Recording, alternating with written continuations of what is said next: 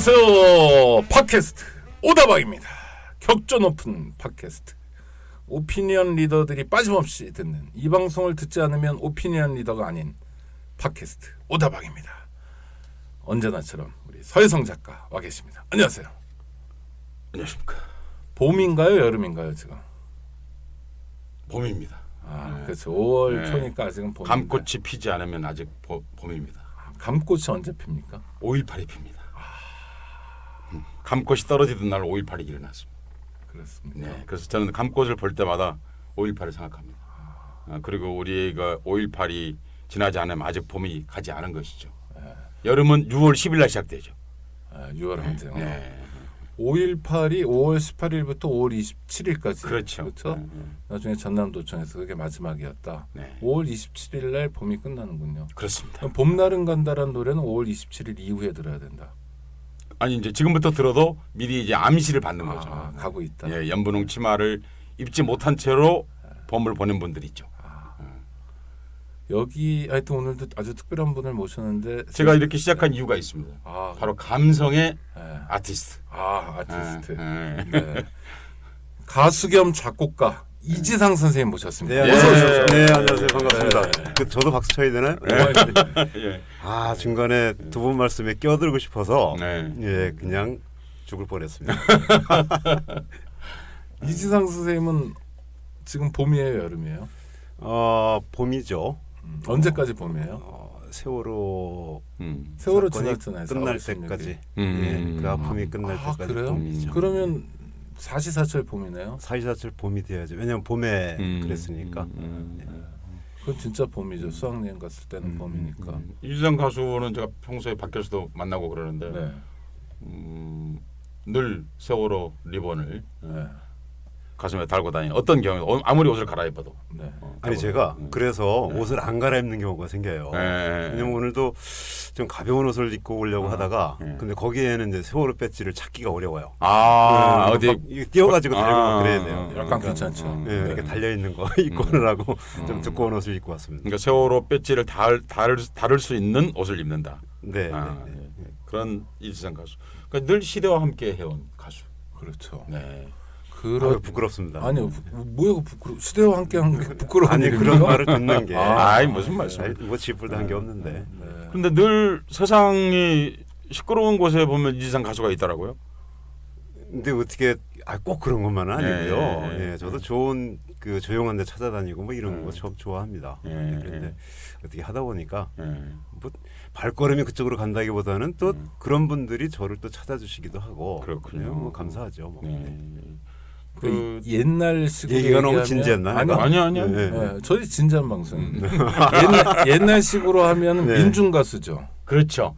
지금도 그렇게 부릅니까? 근데 지금도 민중 가수가 많죠. 민중 어차피 가수, 대중 가수 민중 가요. 아니니까. 네. 그러니까 제가 하는 게 한번 생각해봐도 대중가요는 아니에요. 뭐 님이라는 글자에 뭐서부터 뭐 이렇게 못하거든요. 그러니까 듣는 분들이 좀 그 뭐랄까 폭넓지 못하고 그리고 글쎄 조금이라도 우리 그 사람 사는 거에 대한 고민이 들어간 표현들이나 뭐 이런 부분들은 지금 뭐 방송 환경이나 이런 걸 볼 때 뭐 흔한 얘기로 택도 안 되는 거 아닙니까? 그러면 우리가 그 어차피 대중 가수는 아니니까 그럼 뭐라도 불려야 되지 않냐? 그러면 신호래 가수도 좀 시원치 않고 민중 가수 어때요? 좋죠, 뭐. 뭐 하여튼 저는 그렇게 말하고 싶습니다. 그러니까 세상을 말하는 가수다. 그냥 노래하는 게 아니라 세상에 대해. 세상에 대해서. 그럴 때 이제 그냥 세상을 노래하는 가수다. 부끄럽습니다. 이거 더 열심히 해야 되는데 참. 근데 우리가 벌써 방송을 25번째 하고 있는데 처음으로 아티스트를 보셨어요. 그러니까요. 제가 선거 때문에 조금 오다방이 좀 자주 듣거든요. 오피니언 리더십. 제가 그 얘기도 하려고 그랬어요. 참. 근데 그 출연자 말 뺏지 마세요. 이렇게 그 나오게 돼서 너무 영광스럽습니다. 우리 이지상 선생님은 이 방송의 사실상의 주주라고 말할 수 있는 인권연대하고도 깊은 연관이 그럼요. 있죠. 저희 단체 운영위원으로 오래전부터 활동하고 계시고요. 그것만이 아니라 사회활동도 많이 하십니다. 은평시민신문 이사장, 협동조합. 뭐 그렇게 하고 저에게는 이제 인권연대가 있는 모든 행사에서 늘 노래하시고 그렇게 하셨던 것 같은데 그렇죠. 그렇죠. 운영 네, 연일뿐만 네. 아니라 네. 처음에 만난 인연도 노래로 인연이 돼서 아 네, 그렇군요. 그렇게 됐죠. 예. 원래 그러니까 언제부터 노래를 하신 거죠? 남들 앞에서. 남들 앞에서 노래한 거요. 처음에는 작곡하고 이것만 하려고 했다가 어쩔 수 없이 노래를 한 게 뭐 대학 4학년 때쯤 되니까 91 너무 오래 갔다. 괜찮습니다. 91년도쯤 되죠. 아, 네. 그러니까 그때 이제 그 전에도 음악은 당연히 좋아했고 네, 네. 기타 치는 것도 좋아했고 네, 네. 그랬는데 이제 대학 4학년 때 이른바 대중 앞에 처음 서봤다. 그때 처음 쓰고 어떤 자리였습니까? 그때가 아마 통일노래 한마당 음, 때였을 거예요. 8월에요? 네, 8월에 있는 네. 왜 그런 거 있지 않습니까? 범민족 대회하고 범민족 네. 대회하고 그때 그의 범민족 대회가 제일 컸죠. 그랬을 예, 예, 겁니다. 예, 예. 예, 제가 작곡한 노래가 그때 상을 받는 바람에 아, 네. 뭐였습니까? 소개하시면. 통일은 됐어. 뭐 이런 아, 노래가. 동일 네. 문익환 박사님 네, 네. 시에서 쓰는 나오는 그러니까 거. 그 제목을 보고 아하. 제가 이제 노래를 만들었죠. 아. 네, 그래가지고 근데 그게 이제 상을 받게 됐어요. 근데 그 이후에 주로 이제 그 음악 그 전에 이제 노래팬 계속 했으니까 이제 그 뭐 노래패를 만든다. 중앙 노래패 뭐 그다음에 뭐 전대협이라고 있었잖아요. 왜? 전국 대학생 대표자 협의회. 예, 거기서 노래단 만든다 그래가지고 끼웃거리다가 네, 여기까지. 윤민석이라는 사람이 만들고 그랬겠죠. 아 그때 윤민석 씨는 좀 다른 활동 같은 활동인데 조직 활동을 하지 않았고 네, 그랬군요. 그렇게 하다가 이제 여기까지 왔. 전대협 노래패 이름이 뭡니까? 그때는 전대협 노래단 준비위였고요. 그 이듬해에 서청년 노래단으로 서청년 노래단이 네, 있었고 노노단이 있었고 조국과 정춘이라고 조국과 정춘이 있었고 노노단이 노노단이 있었고. 있었고 예, 그때 아마 윤민석 씨, 이정열 씨, 이은진, 안석희 이런 그 저희 동년배 같이 이런 친구들은 노노단 활동을 노동자 했고. 노래단. 네. 예, 참 아 NLPD.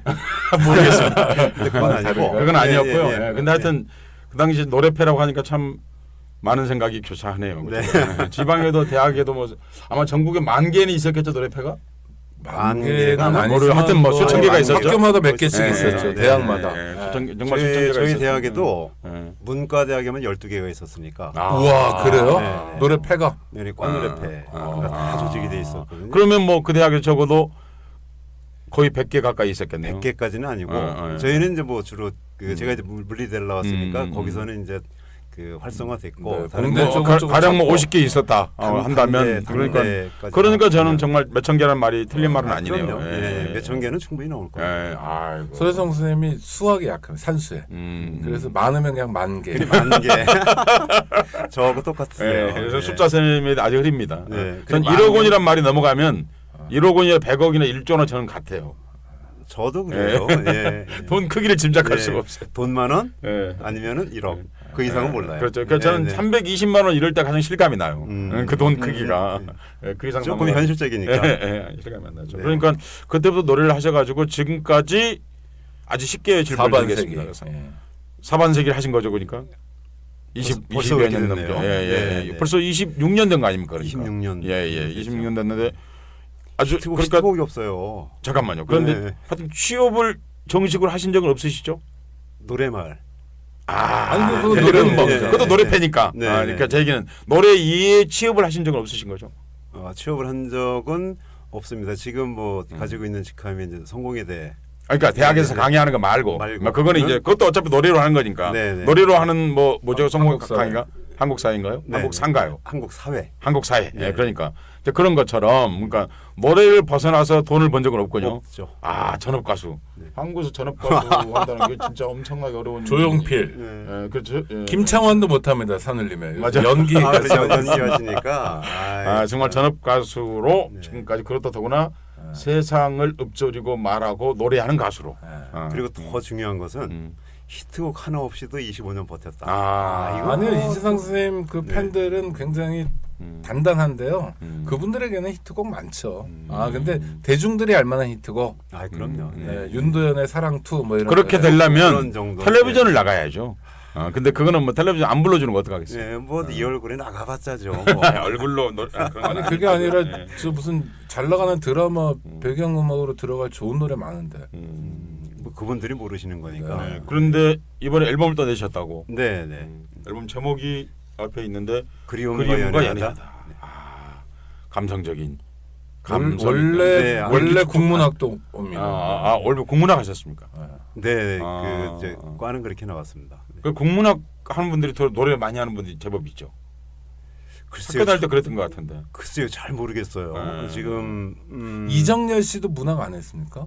지금 뮤지컬 정렬이는 가수로도. 스와힐리어.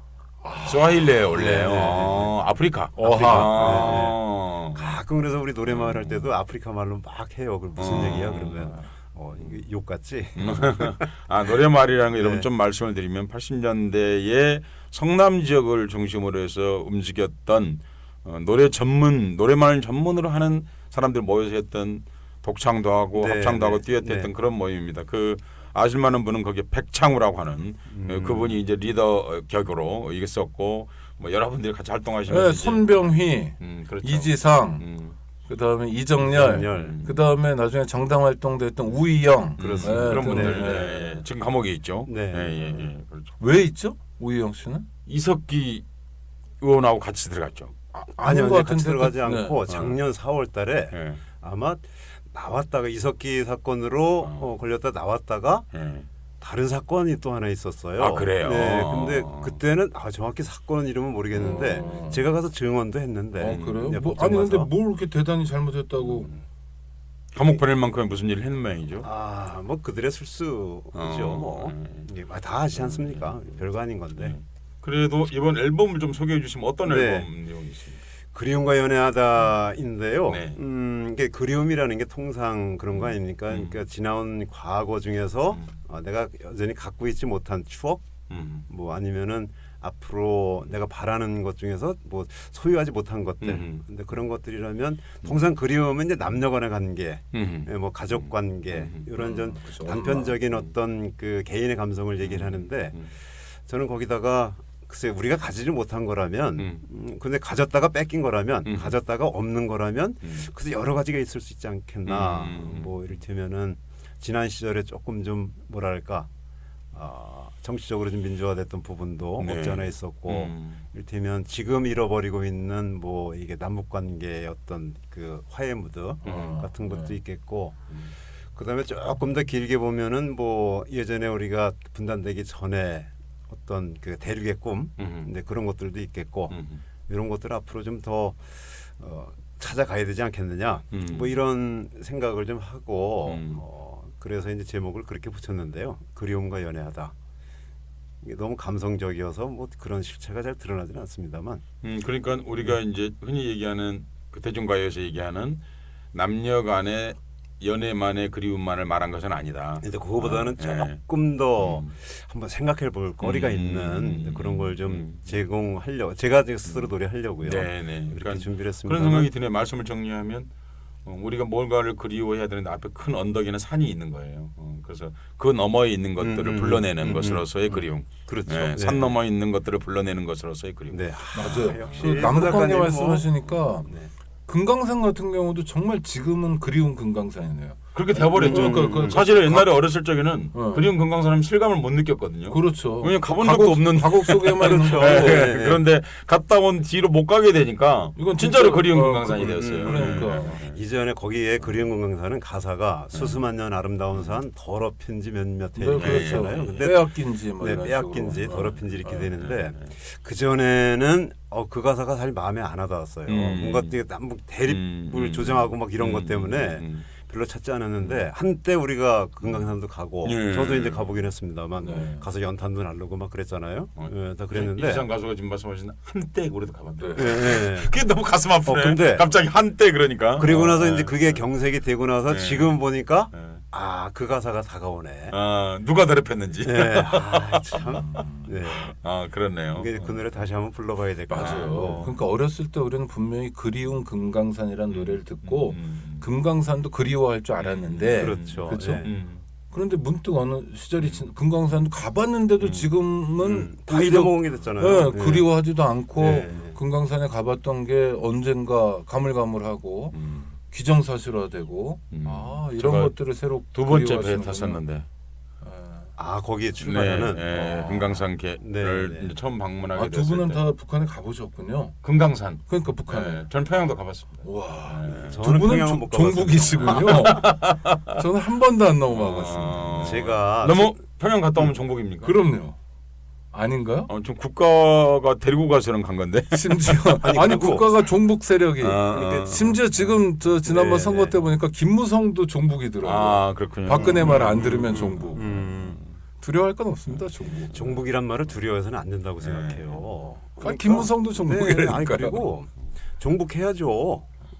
아마 문익환 목사님이 그렇습니까? 살아계셨으면 그렇게 얘기했을 겁니다. 네. 그리고 이렇게 되면 가정이 평화롭기 위해서는 저기 그 가족들의 추종자가 돼야죠. 근데 그래야 되는 건 맞는 거고 더군다나 사회적으로 뭔가 좀 자기가 뭔가 이루려고 한다면 사회적 약자를 추종하는 약자를 더 보살피는 이런 마음들이 있어야 되는 거 아닙니까? 그게 진보죠. 네. 그러니까 이주상 가수 말씀은 정리 좀 얘기 오해하실 분도 있을 것 같아 정리하면 통일을 방해하는 것들과 싸우려면 먼저 사랑해야 한다. 아, 네, 그런 말씀. 네. 인 거죠. 그러니까 근데 이주상 가수 아까 우리가 처음 나왔을 때 제가 말씀을 드렸었는데 세상에 어려운 곳에 가면 이주상 가수가 있다라고요. 제가 그걸 시끄러운 곳이라고 그냥 그랬는데 네. 사실 정확하게 말하면 낮은 곳 혹은 어려운 곳 혹은 눈물이 있는 곳에 늘 있더라고요. 그 살아오는 동안 나에게 노래란 무엇이었습니까? 아, 참을 어려운 질문이신데요. 네. 그나마 내가 할 수 있는 초심, 음, 내가 할 수 있는 음, 초심 같은 거 음. 그런 거였던 것 같아요. 여기 질문지 보니까 왜 가수가 되겠다고 생각하셨습니까? 이런 질문이 있던데 그 질문 안 해주시네. 네, 물어볼 게 있다. 네, 아니 근데 지금 말씀을 드리면 저는 원래 이제 문학 전공자이고 예. 아마 노래를 안 했으면 아마 기자 정도 했을 겁니다. 기자나 뭐 방송국 들어가서 이제 뭐 작가를 하거나 이렇게 됐을 건데 그 전에 제가 이제 기타를 좀 쳤어요. 뭐 작곡도 조금 좀 껄쩍거리고 사람이 없는 거예요. 그러니까 노래편이 기껏 만들고 이것저것 만들자 하는데 기타 칠 사람이 없네. 작곡할 사람이 없네. 그러니까 가는 거죠. 뭐. 근데 그 전에 그러니까 이 종교적 정체성도 말씀을 드려야 되나? 제가 이제 기독교인인데 군대에서 그걸 느꼈어요. 군대에서 제가 그런 고백을 하나 하게 됩니다. 그러니까 나를 필요로 하는 곳이면 어디든지 가야 되겠다. 아주 사소한 계기였는데 근데 그런 고백을 하게 되고 제대를 해서 대학에 복학을 하고 노래패를 만들고 이러다 보니까 결국 나를 찾는데 제일 많이 찾는 데가 거기더라고요. 그러니까 계속 이제 노래마을 같은 경우도 조국과 청춘도 그렇지만 노래마을도 한 2년 정도 하면 그다음에 나와서 난 대학원 뭐 이렇게 준비해서 내 살 길 찾아가겠다. 이제 이런 생각을 했었는데 나올 수가 없는 거죠. 조직이 불안하니까. 그런 식으로 하다 보니까 손길, 입금, 뭐 인도 이런 단어들이 떠오르네요. 이제 하여간 그렇지만 그렇게 본인의 돼서 의지도 당연히 있는 거 아닙니까? 아이고, 그럼요. 의지가 당연히 있었지만 내어줬다. 그러니까 직업적 가수가 되느냐 하는 문제는 좀 다른 문제였는데 끝없이 노래가 나를 발목을 붙잡더라. 그렇죠. 역시 정리계의 거상이십니다. 그러니까 그런 말씀이신 거죠. 그러니까 노래의 손길이 나를 놔주지 않더라. 네. 여인은 내 곁을 떠나도 노래는 떠나지 않더라. 참. 그런 거죠. 저기 요거 방송 끝나고 네. 그 정리해서 가사 하나 좀 써주세요. 아니 그런데 다른 직업을 한 번도 안 갖고 노래만 했는데 그 노래가 낮은 곳, 싸우는 곳, 또 슬픈 곳, 그렇죠, 아픈 곳 근데 이러면 반드시 이제 그런 노래만 있는 건 아닌데. 물론요. 네, 그런데 네. 그러면 그게 어떻게 지속 가능한가 이런 의문도 많이 있을 텐데. 그게 청취자들은 네, 네. 그런 분은 어떻게 먹고 사세요? 이런 질문도 제일 궁금하겠죠, 해달라고. 사실은요. 옛날엔 그랬습니다. 라면 먹거나 소고기 먹거나 하루 3끼 먹는 건 똑같다. 아니 그리고 소고기 라면도 있어요. 소고기. 근데 그랬는데 저도 그 점은 참 궁금해요. 예, 제가 어떻게 살았는지는 참. 아이들도 있으시잖아요. 그럼요. 대학 다니잖아요. 네. 이게 제가 어떻게 살았는지는 참 저도 지금도 궁금한 겁니다. 아니 그러니까 그렇게만 하지 말고 네. 지금 사실 이제 후속 세대들 중에 네. 노래하고 아니 이제 싶다고 이런 거죠. 네. 오창익 곡장 질문하고 같은 건데요. 그러니까 사실 이제 요즘 친구들이 기타 치고 싶어서 기타 치는 친구들도 있고 기타만 치고 살고 싶은 친구도 사실 있죠. 그럼요. 그런데 용기가 안 나요. 용기가 안 나죠. 그러니까 좀 더 구체적으로 말씀해 주시면 후배들이 도움 될 것 같아서. 아 만약에 그렇다면 어지간하면 다른 직업 찾아보라고 도움이 안 돼.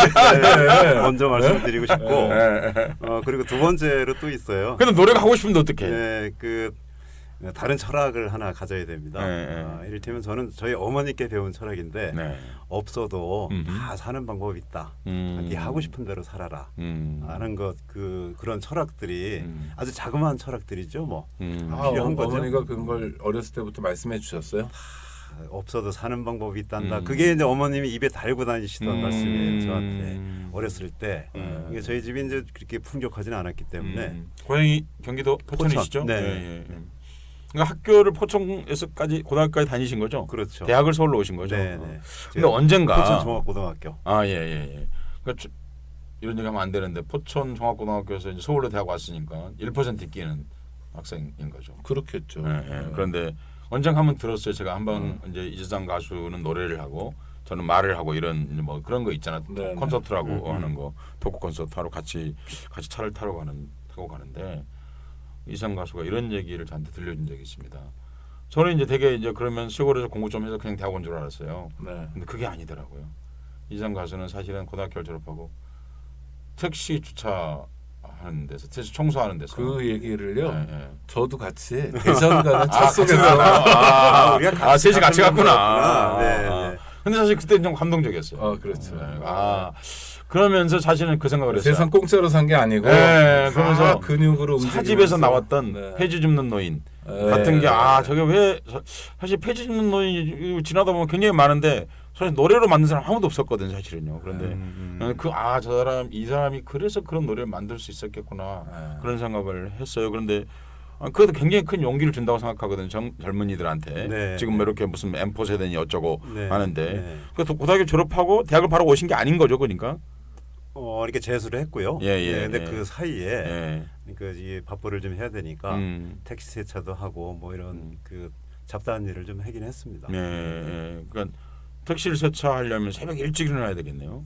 그래야죠. 새벽 3시부터 해야 되니까. 그러면 3시부터 몇 시까지 일합니까? 택시가 나갈 때까지. 그러니까 6시부터 7시 정도에 택시들이 나가거든요. 그러니까 보통은 새벽 한 1시 반 정도에 택시가 들어오면 근데 그때서부터 들어오거든요. 그럼 청소를 바로 시작하는군요. 바로 시작하죠. 바로 시작해가지고 그러면 한 그때 택시가 한 50대 정도. 그러니까 어떤 회사에 있는데 쭉 하면 한 6시쯤이면 끝나요. 그러니까 그럼 아저씨들이 와서 이제 택시를 받아갖고 나가는군요. 그렇죠. 그러니까 그러니까 다음 분들이 나가는 거. 이른바 교대하는 거죠. 교대를.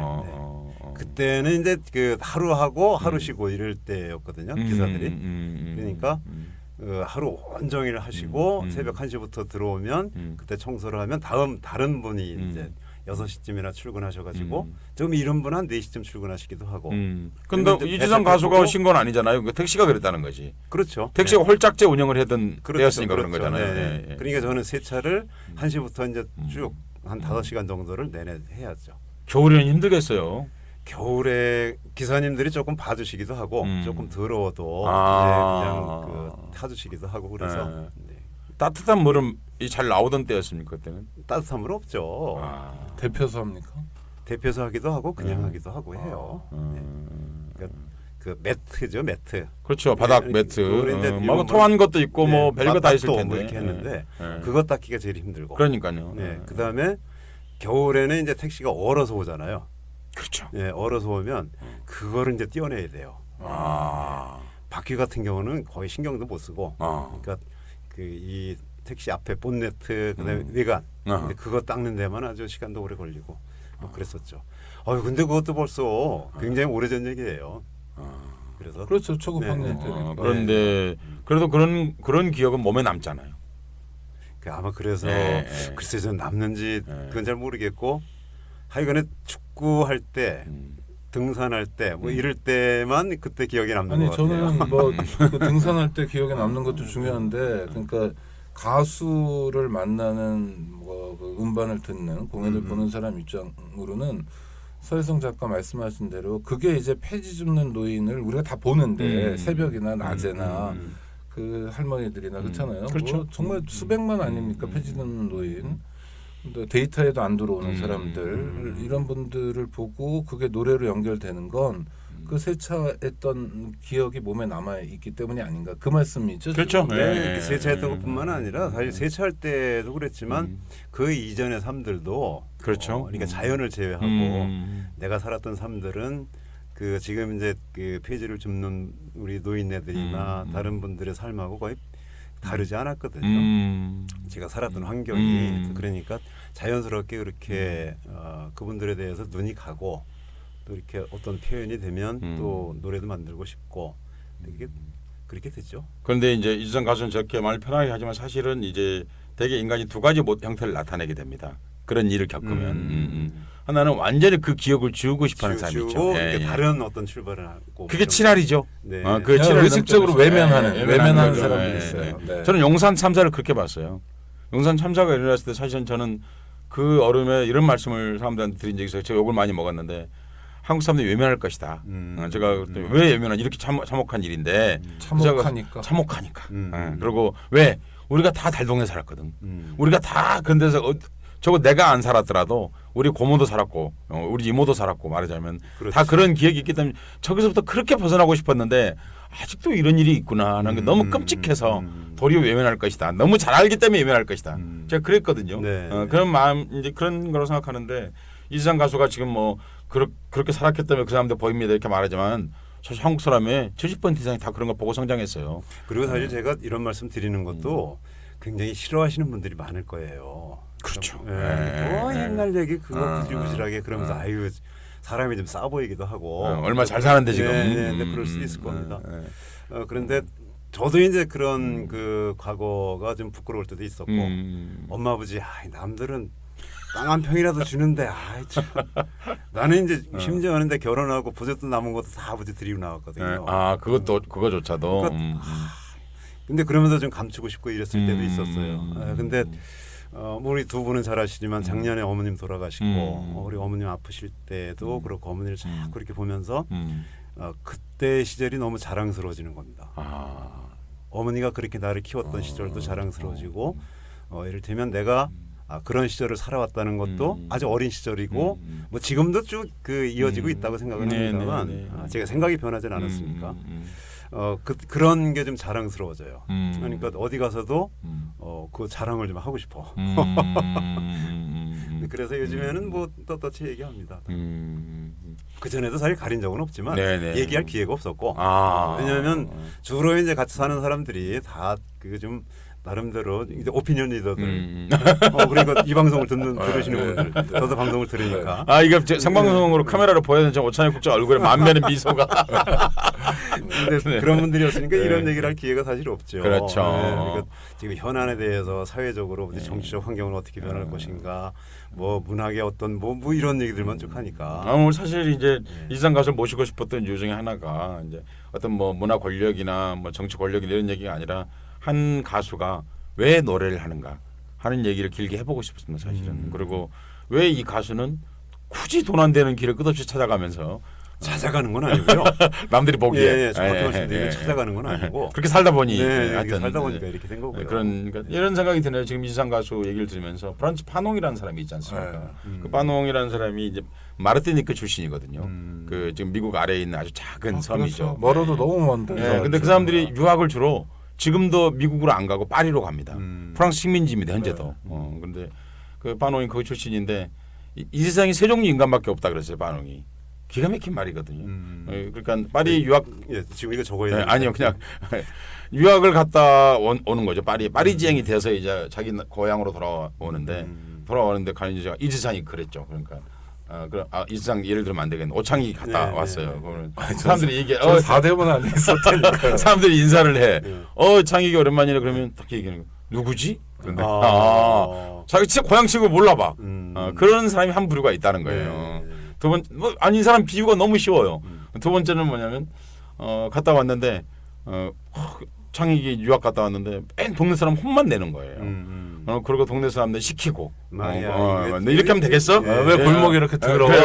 채마을도 안 했나? 뭐 이렇게 하니까 우리 마르티니까 맨날 못 사는 거야. 이렇게 말하는 사람이 있다는 거죠. 세 번째 이런 유형의 인간이 있다는 겁니다. 그 사람이 파리에 갔다 왔다고 그러는데 그 다음 날 커피 농장에서 커피를 따고 있는 거야. 그리고 창기가 오랜만이야 그랬더니 그래 저녁에 봐 있다 그러면서 마치 네. 이틀 갔다 온 것처럼 그러고 마치 아무 일도 없었던 것처럼 하는 사람이 있다. 그렇게 말하면서 바로 그 다음 말이 근사해요. 우리는 그 세 번째 사람을 친구라 부른다 그랬어. 이 세상은 눈물 흘리는 사람들, 고통받는 사람들의 친구 이렇게 말하고 싶네요. 그 말하기 위해서 그런 저기 거예요. 제 고향 친구들한테 전화 한번 돌려야 되겠습니다. 이거. 친구인 사람 그러니까 약자의 친구로서의 가수. 최고의 좋은 네, 가수. 제가 이제 여기서 그러면 너무 건방진 것 같고요. 그러니까 열심히 하겠습니다. 안녕하세요. 오창익입니다.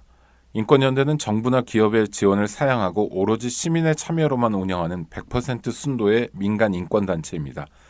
1999년 창립 이래 한눈 팔지 않고 오로지 인권운동에만 매진해 왔습니다. 인권연대 회원으로 참여해 주세요. 인권연대 회원이 늘어나면 그만큼 인권연대의 활동도 풍부해지고 활발해집니다. 인권연대 회원 가입은 인권연대 홈페이지를 참고해 주세요. 감사합니다.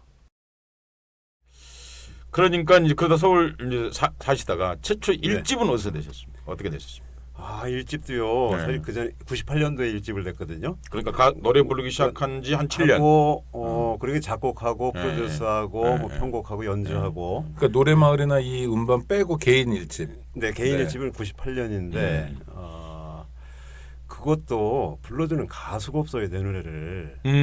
작곡을 했는데 이게 생각을 해보니까 지금 생각해 보면 저는 사람들이 좋아하는 노래를 만들지 못했던 것 같아요. 그러니까 그 사람들이 어떤 노래를 좋아할까, 어떤 내용을 좋아할까 여기에 대한 고민이 별로 없었던 것 같아요. 그러니까 다시 얘기하면 내가 내 감성에 맞는 노래들만 만들었던 것 같아요.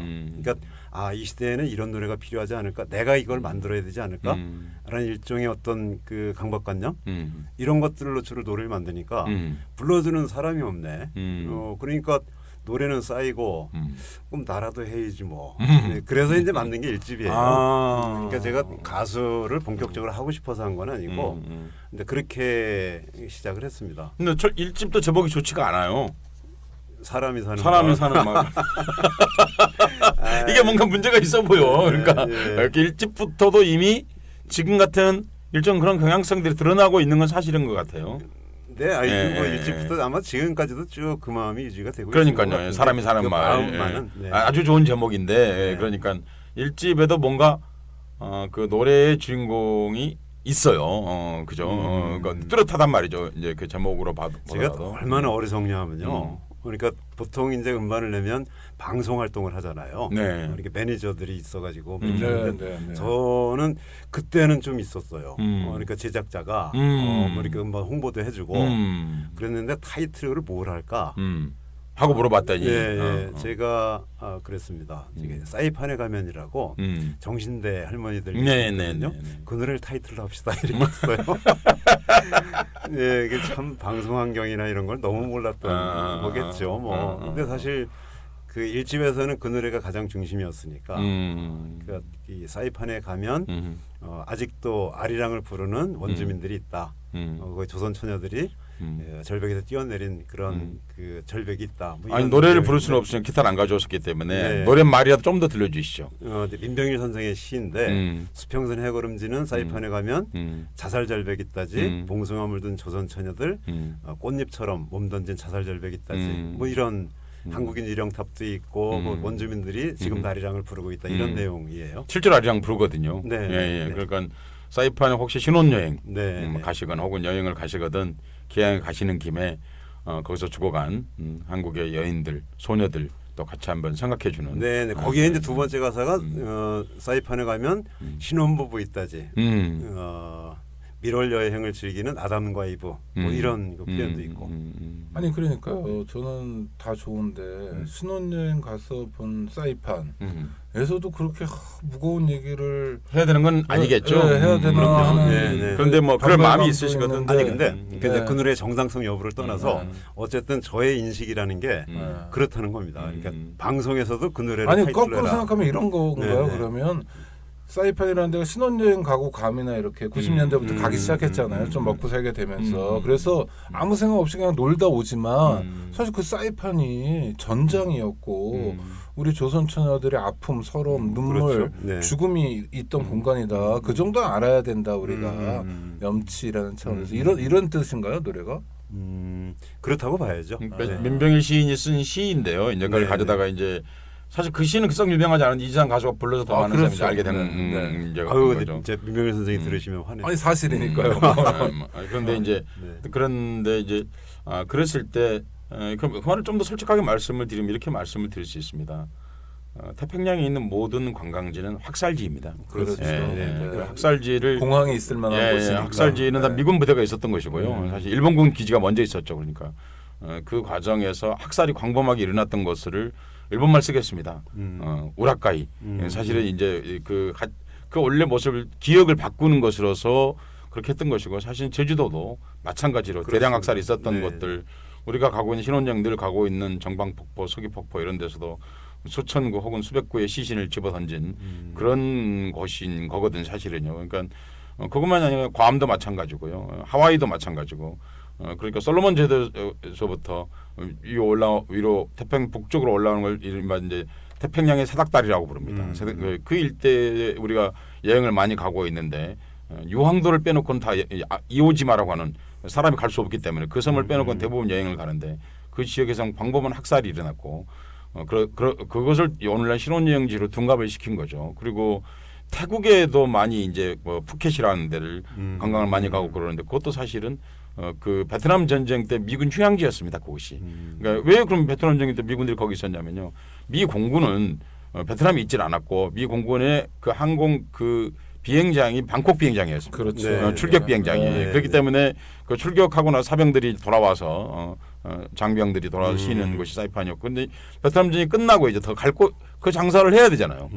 그게 이제 벌써 이제 소위 산업 인프라는 그렇죠. 있으니까. 네. 참 이럴 때 그런 말 써야 되는지 모르겠지만 네. 하여튼 네. 이제 그렇게 된 거죠. 그래서 이제 그 계속해서 이제 그런 관광 매춘이 결합된 성매매가 결합된 형태의 관광을 그래서 하게 된 동남아 관광지들 중에서 그래도 좀 도덕적으로 덜 미안한 곳은 베트남인 것 같아요. 예, 베트남은 비엔나. 다낭 같은데 미군 기지가 있었지만 이 베트남이 새로운 역사를 만들어 가지고 관광으로 하는 거잖아요. 그렇죠. 그러니까 성격이 다른 거죠. 성격이 다르고 좀 덜 네, 아프달까 네, 이런 네. 느낌 있잖아요. 그게 베트남은 승리국가이기 때문에 그게 가능한. 그 얘기 나오니까 그런데 네. 이지상 가수 3집에 들어 있나요? 그 베트남 얘기를 다룬 게? 베트남에서 온 편지. 예. 아, 네, 그 노래도 있네요. 예. 네, 이 집에 있습니다. 이 집에 있으면 그러니까 이게 심각한 가수예요. 그러니까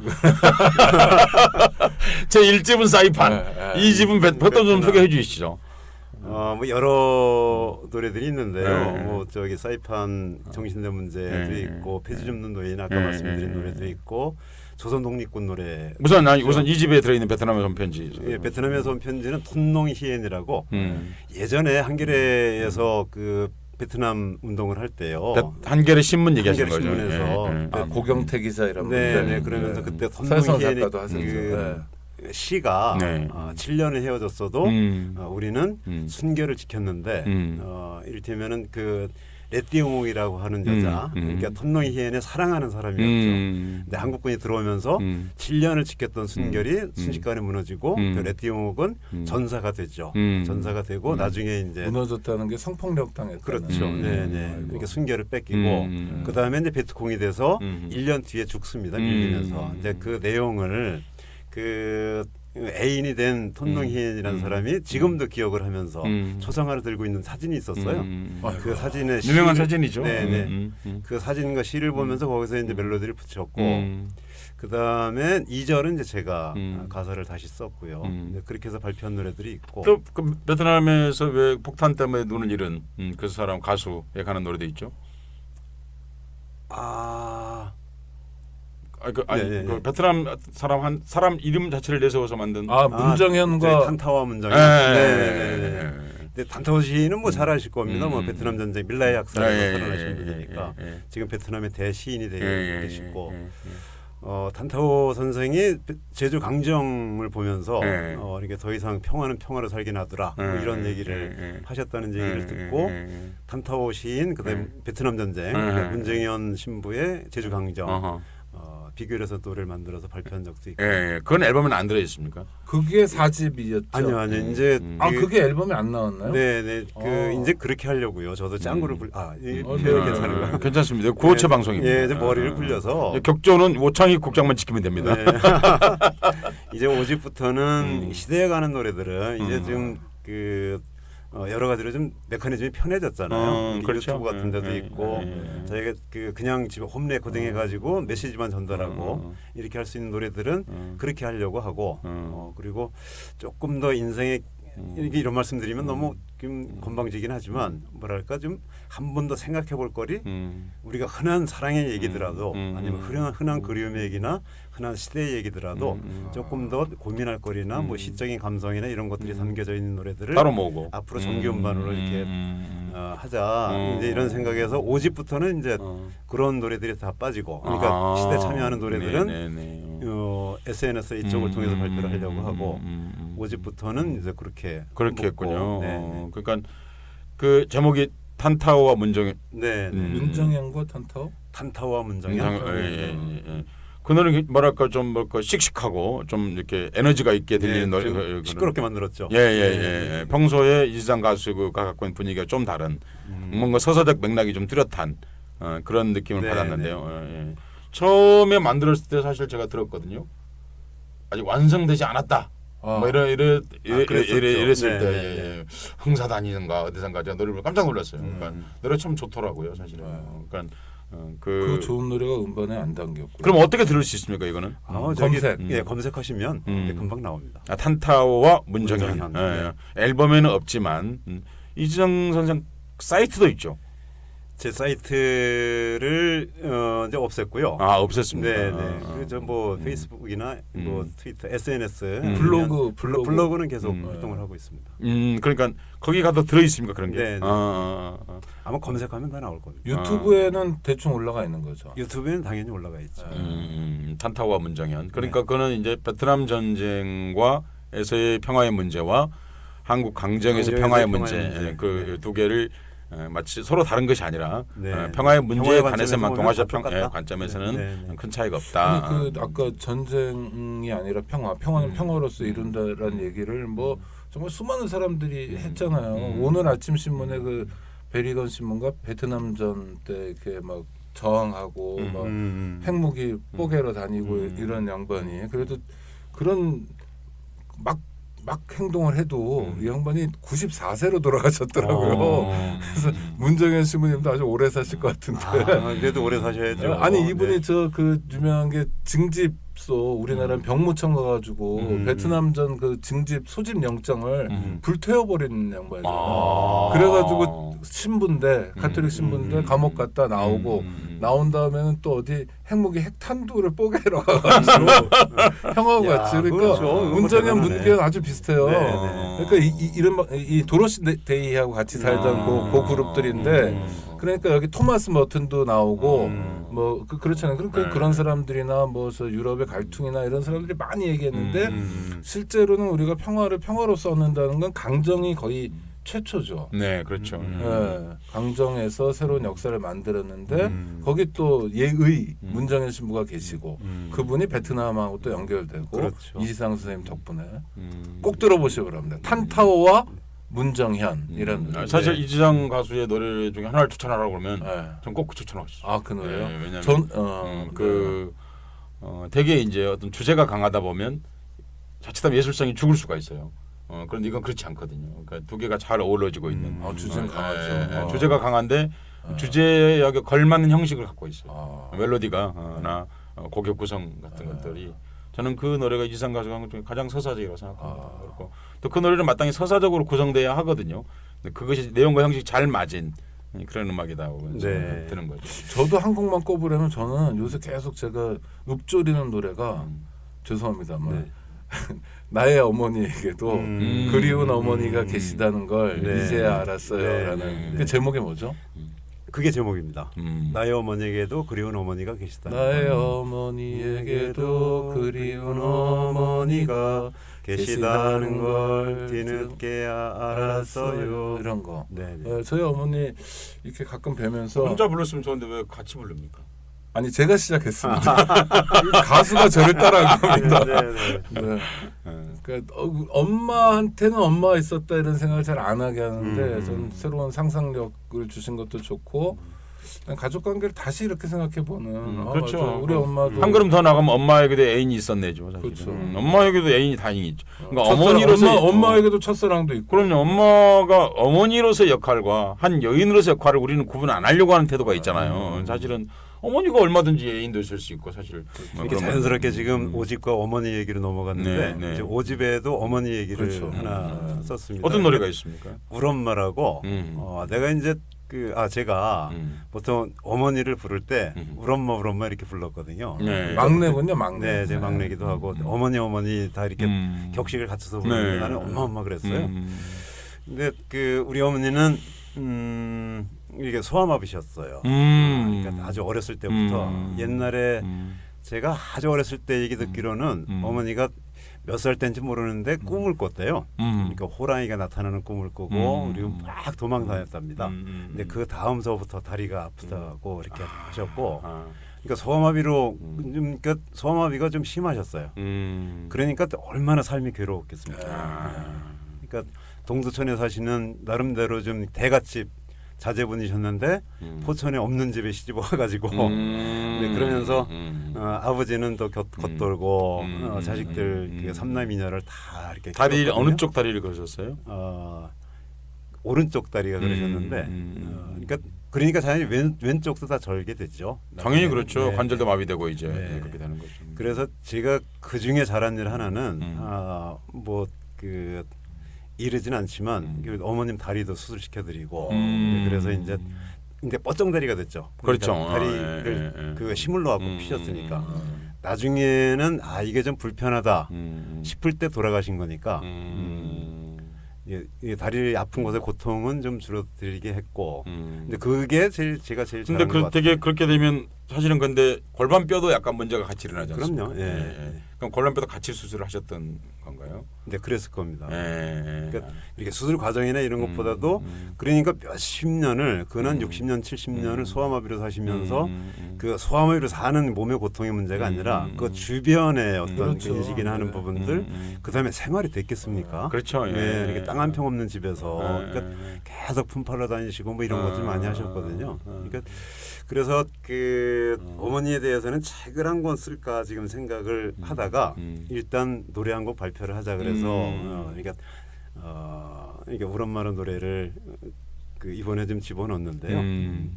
그러니까 지금도 부르면서 이게 어머니 돌아가신 다음에 만든 노래인가요? 네, 돌아가신 다음에 아마 이 노래는 제가 라이브 때 못 부를 것 같아요. 사모고. 근데 그것도 좀 이렇게 어머니 작년 이때쯤 돌아가지 않으셨나요? 작년 2월달 2월달에. 그러니까. 근데 그걸 감안해 가지고 좀 경쾌하게 만들었어요. 일부러 문제 라이브에서도 해야 되니까 경쾌하게 하면 조금 좀 이렇게 마음이 울컥하지 않지 않을까. 근데 지금 이렇게 가끔 연습을 해봐도 이렇게 울컥하는 게 있어서 이 노래 못 부를 것 같아. 나중에 한번 도전해 보겠습니다. 네. 그러니까 우리 다 엄마가 있어요, 그렇죠? 엄마가 있고 엄마를 생각하면서 울컥하기도 하고 그런 마음들이 사람들의 마음이고 그런 마음들이 세상의 마음인데, 그렇죠? 예. 아니 전 어제 제 아내가 도월 김용옥 나오는 걸 자꾸 보라 그래서 봤는데 어저께 나도 봤는데. 네. 근데 뭐 5.18이 감동적이었어요. 저 외가가 금남로에 있었고 그렇죠. 네. 5.18을 뭐 지금 계승해가지고 선거 혁명이다 이런 거 누가 외가가 도월 선생님. 네, 김용옥 외가가 금남로래요. 그래서 5.18을 부잣집 외가 나름인지도 모르겠지만 하여튼 그런데 그게 아니라 그 다음 예고편이 나오더라고요. 아니 그러니까 그 다음 주 네. 다음 주 방송. 아, 이분이 텔레비전에 나오시는군요, 보니까. 전 텔레비전 잘 안 강좌, 봐가지고. 네, 강좌를 해요. 돌 차이나는 네. 돌인가 뭐 그러면서 그 다음 편을 얘기했는데 세월호에 대해서 도올 선생이 잠깐 언급하는 대목이 있어요. 그러니까 잊자는 사람들이 많은데 생각해보라고 봄날 자식들이 죽은 엄마의 마음을 생각해 보면 아, 그 말 하려고 그랬군요. 네, 어떻게 저 잊자는 말이 나오냐. 아니 근데 저는 뭐 텔레비전에서 그런 얘기가 낯설잖아요. 요새 언론 환경에서. 요즘에 거의 불가능하죠. 그런 얘기 그렇죠. 나오는 게. 뭐- 도올 선생이니까 그런 말씀하신 것 같아. 뭐 하여튼요. 네. 그런데 전 뭐 그분이 대단하다가 아니라 그래도 뭐 자기도 불화가 좋죠. 자기도 아빠하고 자기도 누군가 자기 엄마가 있었을 거고 그러니까 세월호를 엄마라는 코드로 엄마라는 거로 봐주는 거 그게 인간의 눈이고 인간의 마음이죠. 우리 사회가 그런 마음이 너무 없잖아요 지금요. 지들도 다 엄마가 있었을 텐데 엄마가 젖 먹이고 업어 키웠을 텐데 자식들이 이렇게 모진가. 그러니까. 엄마가 있는 놈들. 대통령이 끝났을 때 했던 말이 사실 그거 아닙니까? 그러니까 전쟁은 다 끝나고 나면 나중에 최종적으로 전쟁을 끝내는 사람은 어머니라고. 어머니에게 모든 그쵸. 슬픔은 어머니에게 남는 거니까요. 세월호도 결국은 세월호의 아픔이란 결국은 어머니의 가슴에 남는 거죠. 그 어머니의 가슴을 치유하지 못하는 한 우리는 그거를 법률이 어떻게 아무리 훌륭하다 하더라도 진상규명이 아무리 된다 하더라도 거기에 가닿지 못하는 것은 결국은 그것을 치유하지 못하는 거죠. 20세기 한국 사회 한마디로 얘기하면 어머니가 가슴에 저지른 죄들이죠. 그 얼마나 많은 어머니들이 사실 그걸 안고 갔겠습니까? 이지상 가수의 어머니 말씀 지금 하셨는데 평생 어머니가 이제 그 몸이 불편하신 채로 이제 사셨다고 이제 그러셨는데 사실은 그런 거 아닌가요? 모든 상처에서 돋아나는 싹이 봄을 만들죠. 상처가 아니면 싹이 돋았지는 않습니다. 그러니까 고통과 상처가 있는 데서만 새싹이 돋아나죠. 그러니까 그런 노래라고 생각합니다. 이상 그러니까 그런 면에서 그러니까 저희 그 어머니 구엄마 가사에 네. 가난이란 최고의 선물을 가난이란 최고의 재산을 선물로 주신 어머니라고 얘기를 했거든요. 그리운 나의 하느님 얘기했는데 그런 면에서 보면은 저는 가장 가난한 어머니를 만난 거죠. 그리고 가장 가난한 어머니가 세상의 중심이었고 나의 사고의 중심이었어요. 요즘 말로 얘기하면 경쟁력이 떨어지는 그런 얘기 하잖아요. 뭐 그럴 수도 있겠지만 네. 네. 사람의 가장 중심부에 그러니까 중심이라고 하는 것이 이를테면은 무엇을 하든지 간에 거기서부터 출발하는 거 아닙니까? 그러니까 자기- 하느님 네, 이렇게 네, 네. 고백도 하는 거죠. 그 신앙 고백이네요. 근데 그게 이를테면은 만약에 저희 음악이나 저희 인생에 큰 자산을 꼽으라면 근데 그걸 꼽을 수 있을 것 같아요. 그러니까 제가 어줍지 않게 뭐 여기저기 오지랖 넓게 무슨 뭐 아픈 곳이다 뭐하다 그러면서 노래도 가끔 만들고 발표도 하고 아마 그런 것의 근간에는 지금 생각해 보면 그런 그리운 나의 하느님이었던 어머니가 계시지 않았나. 아마 어머님이 조금 좀 이렇게 뭐랄까요 좀 이게 유한마담처럼 땅도 좀 몇 평 계시고 뭐 이렇게 했으면은 저는 아마 이짓 안 했을 겁니다. 그죠? 예. 근데 그 참 좋아요. 엄마 때문에 하여튼 이러고 살고 있다. 뭐 성찰의 결과 또 내 몸 마음이 느끼는 대로. 그래서 이제 집회 현장 같은 데도 가시고 근데 집회 현장에서는 잘 안 불러주시더라고요. 아니 근데 하여튼 예. 그래도 많이 가셨죠. 다른 분보다 누구보다 많이 가셨고 가셨고 그다음에 이제 소규모 인원 있는 데도 가고 이러는데 근데 아직까지는 우리가 그런 문화가 있는 것 같아요.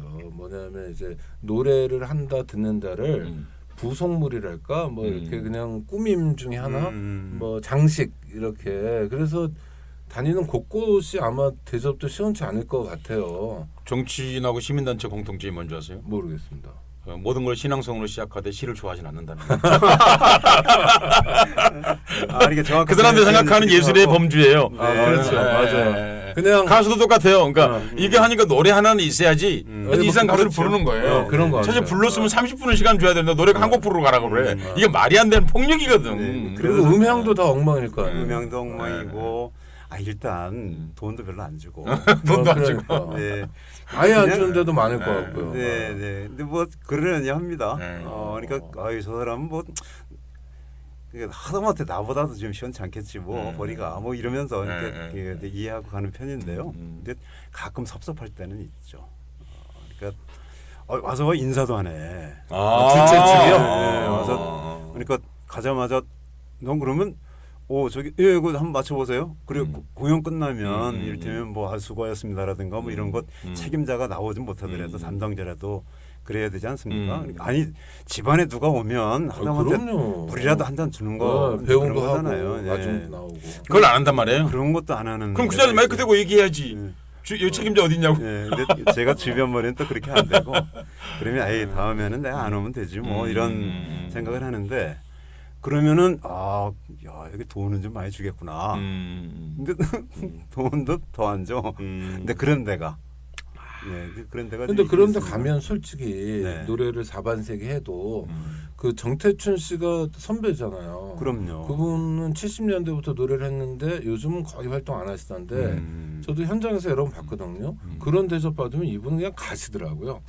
노래 안 하고. 그러니까 그건 뭐냐면 정태춘처럼 경력이 오래돼도 또 25년 많이 되셨으니까 경력이 오래돼도 그게 상처로 남는다는 거잖아요. 그럼요. 그럼 네. 어떻게 그 푸시고 그러니까 견디시고 그러세요? 이런 생각을 합니다. 한국이 이제 두 가지가 크게 부족하다 생각해요. 제가 생각할 때는 하나는 이른바 이제 구체적 생활 속의 민주주의 저기 부족하다. 아직까지 거기까지 민주주의가 뿌리내지는 않았다. 네. 그거는 사실 민주주의의 모세혈관 같은 거잖아요. 거대한 형태로서의 뭐 헌법이라든지 예를 들면 뭐 국가 체제라든지 예를 들면 이런 건 있는데 그게 하나가 크게 부족하고요. 그렇죠. 한국이. 학교 운영위원회가 민주적으로 운영되는 데가 1%도 안 된다. 그러니까요. 부족하다는 현실에서. 거죠. 네. 또 하나는 뭐냐면 민주 세력이라고 불러야 될지 뭐라고 해야 될지 모르겠는데 하여튼 적어도 그 이른바 수구 빼놓고 네. 그렇지 않은 다른 진영에서도 문화에 대한 이해도가 너무 낮아요. 그러니까 문화에 대한 네. 이해도뿐만 아니라 조금 더 그 확대해서 보면 사람에 대한 예의 같은 거겠죠. 그렇죠. 그러니까 문화를 좁혀보면 문화를 좁혀보면 문화를 아까 이제 오창익 선생님 얘기한 것처럼 일종의 장식품 내지는 뭐 이렇게 아까 제가 얘기했잖아요. 모든 행사는 신앙성을 시작하고 시를 좋아하지는 않는다고. 그러니까 이런 거죠. 그러니까 그렇게 해가지고는 저는 사회적 성숙도는 없다고 봅니다. 그러니까 그 빅토르 위고라고 하는 작가가 있지 않습니까? 네. 죽었을 때 파리 시민이 100만이었어요. 그런데 장례식에 온 사람이 200만이었어요. 엄청 쏟아져 네. 빵 때운 거 그러니까 같죠. 네. 폴 발레리라는 시인이 있는데요. 프랑스의 모든 언론이 폴 발레리가 살아있을 적에는 12월 31일 날 11시가 되면 발레리 집 앞에 서 있었습니다. 발레리가 뭐라고 해야 하루가 새해가 시작되는 거야. 뭐 발레리가 뭔 대단한 얘기를 하겠어 해마다 하는데 그런데 사람들은 다 거기 가서 카메라를 대고 우리는 보신각 종을 치죠. 사실 국가 권력의 종이잖아요. 사실 그거는요. 그렇죠. 그게 아니라 네. 시인에게 듣는 거예요. 올해 내년에 새해 덕담은 무엇입니까? 발레리가 그럼 발코니에 나와서 얘기하는 거예요. 아무것도 한마디 하고 싹 들어가는 거예요. 그러면 그 다음날 뉴스가 다 나오는 거예요. 발레리 시인이 이렇게 말했다. 그러니까 그렇게 함으로써 2016년이 시작되는 거예요. 말하자면요. 우리는 그렇게 하기에는 아주 빈약한 국가죠. 사실은 사회 전체가. 그러니까 저는 사실 그 발레리에 비한다면 내가 이 말을 하는 거예요. 한국 고은 시인 같은 경우에 해마다 한 번씩 카메라가 다 가가지고 노벨상 받을 때만 가서 있지 말고 새해가 될 때 가서 한번 중계 방송하면 얼마나 좋고 기껏해야 그거 30분일 텐데 전 언론이 가서 다 중계 방송 한 번 하면서 2017년 새해가 어떻게 오는 겁니까? 새해라는 한 번 했었습니다. 2000년 그랬나요? 새천년 1월 1일 그 보신각종 앞에서 네. 한번 시를 낭송한 적이 있었는데 그게 마지막이었고요. 그렇죠. 그렇게 새해를 여는 뭐 고은 시인만이 아니라 이런 분들이 지방엔 또 각 지역에 다 이제 자기 가수들도 있고 그러면 신동엽 시인이 어렸을 때 낙서한 게 그런 거 아닙니까? 내 인생을 시로 꾸며보고 말이야. 내 인생을 사랑으로 또 혁명으로 불질러 봤으면 아니 이런 마음들을 좀 가지고 살아야 되잖아요. 아니 저는 유럽의 나쁜 놈들 있잖아요. 나쁜 새끼들. 이를테면 스탈린이나 히틀러 같은 놈들도 피아노도 좋아하고 아니 물론 그 좀 여러 가지 할 말은 많습니다만은 그래도 문화적 소양은 좀 있어 보이는 배경 자체가. 까놓고 말하겠어. 지금 이 사람들 더 낫죠. 그러니까 그렇죠. 한국의 여러 정치인들보다 훨씬 더 소양. 근데 어쨌든 간에 히틀러 미대 가려고 그랬던 미술학교 가려고 했던 사람이죠. 그러니까 아니 뭐 그 히틀러가 좋다는 얘기 하는 건 전혀 아닙니다. 네. 그러니까 그런데 이 문화와 예술의 일을 마치 무슨 은전을 베풀듯이 국가 정책을 결정하고 그리고 하는 그런 태도들 그게 시민사회 영역에도 사실은 상당 부분 고스란히 남아 있다 그런 말씀을 국가가 심하고 시민사회라고 해도 예외는 아니다. 그런 반성해야 부분에서 될 제가 부분이 있다. 아까 좀 섭섭한 부분이 있다고 네, 말씀드렸지만 네. 사실 저는 그렇게 크지는 않고요. 왜냐하면 그쪽에 대한 기대가 그렇게 크지는 않기 때문에 하루 네. 이틀 문제가 아니라 그리고 기대가 없으니까 실망이 예. 없는 거지. 네, 좀 그리고- 슬프다. 예. 아니 근데 저는 또 더 중요한 게 네. 저를 믿고 그렇게 기회를 주시는 더 많은 분들이 계세요. 지금 사실 그분들 때문에 먹고 살았고 이를테면 어지간하면 제가 모르는 단체나 이런 데는 잘 가지는 않습니다. 아예. 그러니까 뭐 저기 돈을 많이 준다고는 가지만 근데 그렇지 않은 경우에는 대부분 다 인간적인 관계가 있는 인연. 네. 아니 그 인연이 있는데 가기 때문에 이제 그런 대접을 받는 경우는 극히 드물기도 하고요. 그래서 뭐 그냥 그 25년 가수로 살아가기에 크게 불편함은 없습니다. 알겠습니다. 근데 여행도 자주 다니시더라고요. 근데 여행은 어떻게 뜻하지 않은 경우로 해서 여행인지 네, 네. 뭐 하여튼 뭐 제가 길 위에 자주 서 있더라고요. 제가 만주도 갔고 네, 뭐 중국도 갔고 요새 바이칼. 예. 네, 바이칼 시베리아는 이제 제가 하는 단체가 또 희망레일이라고 근데 그 대륙학교 교장도 맡고 있고 하니까 거기가 이제 그러니까 대륙학교 교장이라는 게 네. 희망레일이라는 단체의 에서 만든 예. 그 학교군요. 학교죠. 예전에 네, 네. 성규보 선생님 하시던 그 그렇습니다. 희망레일. 네. 지금 이제 이철 선생이 희망레일이라는 게 그러니까 우리 철도 얘기하는 거겠죠. 그렇죠. 네, 네. 그러니까 철도를 가령 통해서 경의선 같은 거 연결해 가지고 그렇습니다. 시베리아도 가자. 네, 네, 아, 그렇습니다. 네. 아, 정확한 네, 네, 예. 네. 분단을 극복하고 네, 대륙의 네. 꿈을 꾸자 네, 네, 이런 네, 건데 네. 그 바다로는 아직까지 철로를 낸 적이 없으니까. 그러니까. 예. 네. 근데 그래서 시베리아를 바이칼 포함해 갖고 한 5번 갖고 올해도 한 번 더 가야 돼요. 올해에도. 네. 어느 계절에 가세요? 여름이죠. 그래서 사실은 겨울이 참 좋은데 네. 겨울에는 가시는 분들이 많지 않더라고요. 책도 내셨잖아요. 옛날에. 네, 네. 예, 예, 스바시바 시베리아라고. 욕하는 건가요? 아, 예, 예. 스바시바는 네. 원래는 조금 더 세요 발음이. 네. 스바시바 이렇게 네. 러시아어로는 고맙습니다. 네. 이런 뜻이니까. 네, 고맙습니다 시베리아. 근데 책도 고마워 쓰는데- 시베리아. 네, 그렇습니다. 근데 그렇게 이제 그 여름에 가도 바이칼도 춥나요? 바이칼은요? 똑같아요. 여름이에요. 예, 거기도? 한 영상 30도 정도 돼요.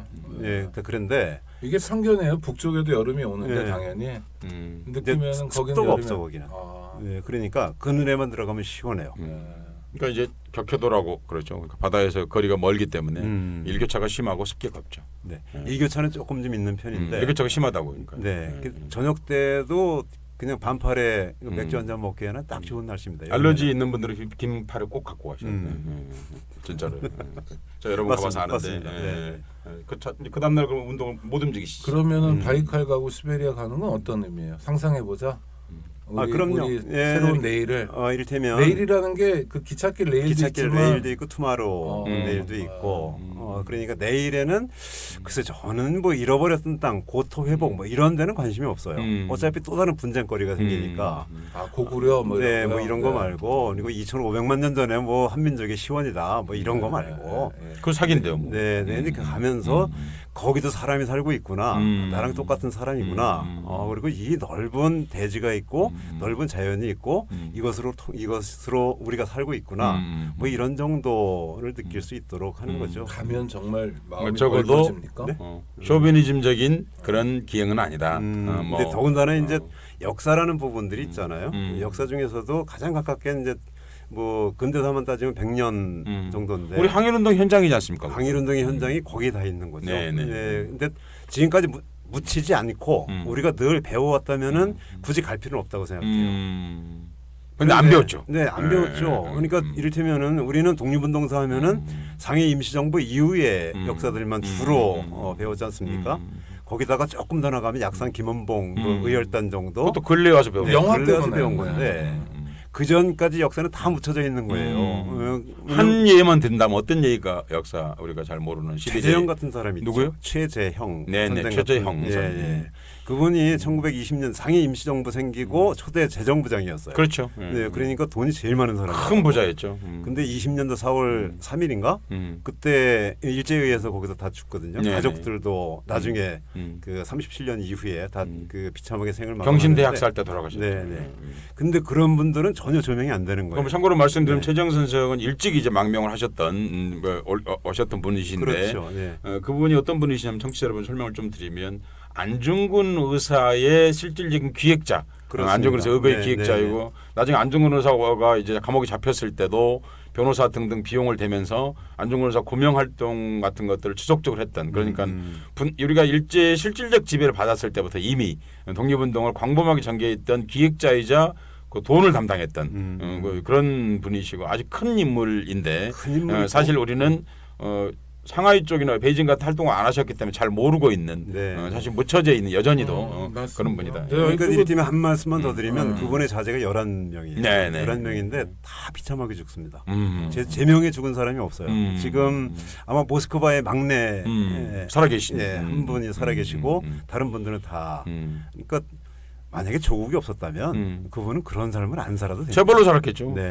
뭐 아니 근데 그 상해 임시정부 인사라고 해서 조명받은 건 아닌 것 같고요. 가장 대표적으로 우리가 대중적으로 잘 아는 사람이 백범 김구 선생인데 네, 네. 그분도 뭐 지난번 집회 논란 이런 거 보면요. 음. 그러니까 백범마저도 부인하는 상황이니 그런 사회가 지금 백범은 됐습니다. 굉장히 구체적으로 가까이 있었잖아요. 해방된 다음에 오셨으니까 그 서혜성 작가님 그 들여온 그 비행기 타고 오신 거 아니에요. 그래서- 47. 네. 그렇죠. 근데 예. 이제 아주 구체적이고 아주 현실적인 인물이잖아요. 그러니까 방금 말씀하신 여러 선생님들, 최 선생님이나 이런 분들하고 달리 그럼에도 불구하고 무슨 마치 격하운동 벌이듯이 이런 상황이니 말할 것도 없다. 그렇죠. 제가 이제 살아남은 자의 슬픔이라고 그러니까 이제 집에 노래가 있는데. 이장 선생이 지금 네, 하고 네. 있는 게 단지 여행을 다니는 게 아니라 그런 철길도 연결하고 또 그렇습니다. 하나는 우리 역사에서 역사도 보고. 묻혀져 있던 네, 네. 그러나 우리 조국과 민족을 위해서 정말 온 인생을 헌신했던 분들의 발자취도 찾아가고 또 그런 사람들이 그걸 소개하고 그런 목적을 같이 지닌 여행인 거죠. 네, 그러니까 네, 네. 새로운 상상. 그러니까 뭐 김알렉산드리아 같은 분도 계시고 뭐 홍범도 장군 같은 경우도 그 연해주의 사실 몰라요. 역사가 다 맞아요. 있는 거죠. 그렇죠. 네. 사실 뭐 방금 얘기 나왔으니까 한 말씀을 드립니다만은 홍범도 장군 같은 경우는 대소전투 300여 대소전투를 벌였는데 한 번도 패배하지 않은 그럼요. 장군이시고 예, 예. 지금 김 알렉산드리아라고 한국식으로 말씀해 주셨는데 원래 이름이 알렉산드라 페트로브나 스탄케비치 스탄케비치. 김이라는 네, 여성인데 우리나라 최초의 한인 벌셰비키였고 그리고 사실 시베리아 치타에 나중에 그 이 시베리아 임시정부 운동 임시정부를 세우는데 네, 그 당시 네. 벌셰비키 정부가 힘이 없었기 때문에 임시정부를 세우는데 실질적인 거기 리더였고 그런 점에서 전체 러시아 땅의 상당 부분을 이 양반 책임하에서 사실 움직였다 이렇게 말할 수 있는데 근데 더구나 여성이다. 20세기 한국 여성 중에서 가장 활발한 삶을 보였던 그런 분들인데 그런 분들 삶이 한국에 알려지지 않고 그렇습니다. 있다 그런 네, 말씀이시죠. 네, 그리고 지금 막 하시려던 말씀이 그 노래 뭐죠? 살아남은 살아남은 자의 자의 슬픔. 네. 근데 그거는 이제 조선 청년 이유서 공에 대한 얘기인데 음. 만주벌에서 활동하다 정산의 전투도 참여하고 네. 그러다가 자유시 참변에 참여를 하게 돼요. 그러다가 거기서 연루된 거죠. 네, 연루됐다가 도망 나와가지고 네, 네. 이제 볼셰비키로부터 도망 나와서 네, 네. 시베리아를 횡행하다가 해방을 맞아서 네. 다시 이제 조선 땅으로 들어왔는데 네. 난곡의 자리를 잡으세요. 서울 난곡. 네, 서울 난곡의 자리를 잡고 그냥 연금 51,000원씩 받으시다가 막노동판에서 이게 그 막노동 하고 있다. 뭐 이런 87. 네, 이런 내용의 노래가 음. 있습니다. 그분의 원래 고향은 어디신데? 아 그분 원래 고향이 근데 원래 고향은 잘 모르겠네요. 아니 그래서 청취자 여러분 그 노래 제목이 살아남은 자의 슬픔 뭐 비슷한 제목이 많습니다만 이지상 연관 검색으로 치셔야 되네요. 그 노래도 한번 들어보시면 대한민국이 어떤 나라인지 참 잘 알게 됩니다. 그런 노래 부른 사람이 바로 지금 오다방에 모셔서 이야기 나누고 있는 그러니까 제가 노래를 이지상이란 가수다. 노래를 소개하면 뭔가 좀 행복하고 뿌듯하고 뭔가 좀 가끔 오글거리기도 하고 이런 얘기를 해야 되는데 그럼 여기 못 나오세요. 오글거리는 가수들 네. 많이 알아요. 우리. 참. 그러니까 노래가 이제 여러 가지 기능이 있는데요. 이제 지금 말씀하신 것처럼 위로하는 기능도 있고 뭐 혹은 유희의 기능도 있고 그런데 이지상 가수의 노래의 가장 큰 특성을 하나 꼽으라고 한다면 잊혀진 것들을 호명하는 거죠. 그래서 잊혀진 것들을 현실에서 기억하게 하고 그리고 잊혀진 것들을 우리 삶으로 다시 불러내서 함께 살게 하고자 하는 그런 것으로서의 역할, 그런 것으로서 가수라고 생각합니다. 네, 고맙습니다. 제가 사실 저에 대한 평가를 이렇게 들어본 적이 사실 많지 않아서 굉장히 좀 두근거리기도 하고 죄송스럽기도 하고 그러네요. 너무 후하게 쳐주셔서. 그리고 서혜성 작가는 무슨 말씀하실 때 빠다칠하고 이렇게 말씀하시는 분이 아니어가지고 담백하게 그냥 건조하지만 내용은 풍부하게 이렇게 말씀을 하셔서 정확한 표현인 것 같고요. 근데 이렇게 얘기하다 보니까 벌써 1시간이 훌쩍 넘어서 마무리를 해야 됩니다. 이거 뭐 이제 마무리 말씀 한 분씩 해주셔야 되는데 저는 앨범을 내셨는데 5집. 그건 어떻게 구해야 돼요? 그냥 인터넷에서 사셔도 되고요. 이런 거로 살 수 있습니까? 네. 거기서 사실 인터파크 수 있고. 이런 거. 그럼요. 근데 거기서 다 있는데 일단 저희 SNS로 주문해 주시면 제가 사인해서 드리고. 그러니까 SNS는 페이스북 같은 데서 이지상 찾아서 들어가서 그 무슨 이렇게 메시지를 보내거나 트위터도 있습니까? 네, 트위터도 있습니다. 뭐라고 소개해 주시죠. 지상 820 하나? 네? 지상 JISANG 8201 빨리 통일. 그렇게도 하지만 통일. 그냥 이지상 해도 나오죠. 그래도 나올 겁니다. 이지상이란 말 이름이 흔한 이름은 아닐 테니까. 네. 그렇지 이지상의 하나뿐인 이름 아니 혹시? 그렇죠. 아니 왜 이지상인지 아세요? 몰라요. 김지아 때문에 그 시대에 김지아가 그 뭐 죽음의 구판 이러니까 너가 지하면 나는 지상이다 그래가지고 본명 아니에요. 그때 이름을 갈아야 될 때가 있었어요. 그러니까 사람들을 잡아가는데 얘들이 음반 및 비디오에 관한 법률 이런 걸로 잡아가요. 은비법이라고 그랬죠. 그러니까 이름을 갈아야 돼. 그러니까 그 잘못하면 들어가니까. 그러면 가명을 쓰라고 처음에 이제 테이프 낼 때요. 근데 그때 이제 마침 죽음의 구판을 걷어치워라 그때도 있었고 91년도 5월 그래서 이름을 그렇게 바꿨습니다. 뭐 본명 공개 안 하셔도 괜찮습니다. 그러니까 이게 가수 이름인 거죠, 그러니까 이지상이. 그게 지금은 저를 이지상 가족들도 다 그렇게 부르니까요. 그래서 제 이름이 됐습니다. 그렇군요. 저도 잘 모르겠어요. 본명을 뭐였지? 그러니까 뭐였지 할 정도로 워낙 그냥 이지상이란 분. 그러니까 하여튼 청취자 여러분 감사합니다. 시간이 이렇게 되는데 우리 이지상 선생 뭐 한 말씀 우리 그저 영광스럽다는 말씀 말고는 다른 드릴 말씀이 없고요. 굳이 이제 정리해서 말씀을 드리자면 이게 제가 가끔 쓰는 말이 적당한 갈망, 지나친 낙관. 시대가 조금 갈망하기엔 조급하고 그렇더라도 좀 낙관을 한번 버텨내보는 그런 시간이 됐으면 좋겠습니다. 그 시간이 짧으면 더 좋고요. 우리 서 작가님. 뭐 이지상 훌륭한 가수죠. 그 서상을 알고 싶으십니까? 그럼 이지상을 들으십시오. 혹시 오늘 상처 받으셨습니까? 그러면 이지상을 들으십시오. 거기에서 노래의 싹이 돋아날 것입니다. 이건 어디 카피로 쓰시면 좋겠다. 한번 치고. 아니요, 진짜 저희 방송에서 이렇게 노래를 많이 틀어드리면 좋겠지만 오늘은 그러지 못했고요. 청취자 여러분들을 번거롭게 해드리는 것 같아서 정말 죄송하지만 앞서 말씀드렸던 뭐 사이판이나 살아남은 자의 슬픔, 뭐 탄타우와 문정현 같은 노래는 물론 울엄마 이런 노래는 물론이고요. 다른 노래도 이렇게 검색해서 들어보시고 또 CD도 구해보시면요. 그만큼 풍성해집니다. 아픈 걸 기억하면서 또 나누면서 내가 인간됨도 느낄 수 있고요. 여러 가지 많은 생각해 볼 수 있는 좋은 기회일 거라고 생각합니다. 그래서 자신 있게 권해드릴 수 있고요. 오늘 두 분 감사합니다. 청취자 여러분 고맙습니다. 고맙습니다.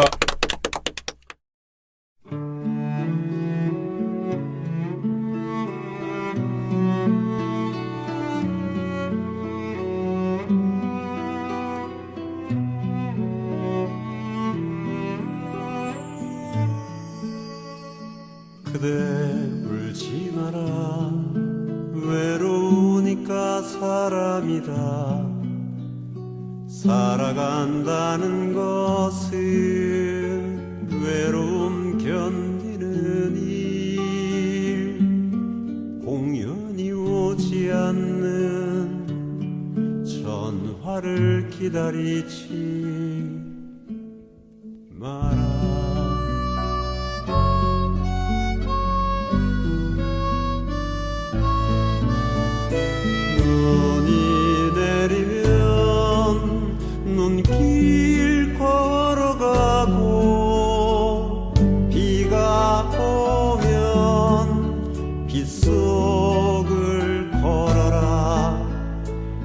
갈대숲 속에 가슴 검은 토요새도 너를 보고 있다. 그대 울지 마라. 외로우니까 사람이다. 가끔씩 하느님도 눈물을 흘리신다. 공연이 오지 않는 전화를 기다리지 마라.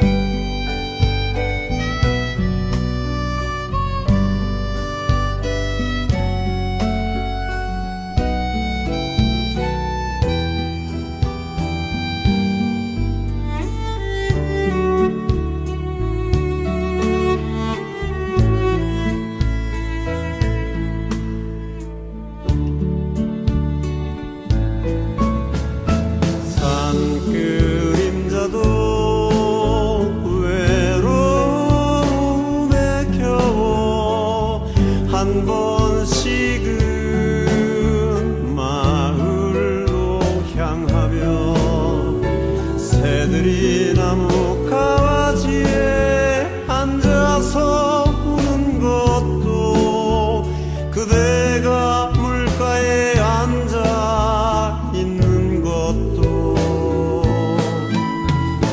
그대 울지 마라. 외로우니까 사람이다. 살아간다는 것은 외로움을 견디는 일. 공연이 오지 않는 전화를 기다리지 마라. 그대 울지 마라. 울지 마라. 외로우니까 사람이다. 살아간다는 것은 외로움 견디는 일.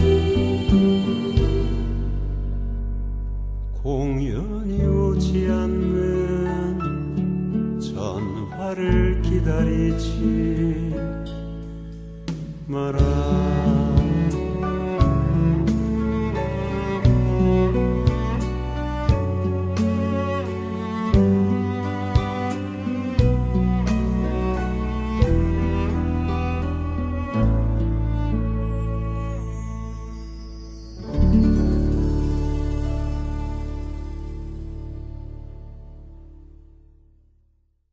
안녕하세요. 장발장은행의 대표를 맡고 있는 홍세화입니다.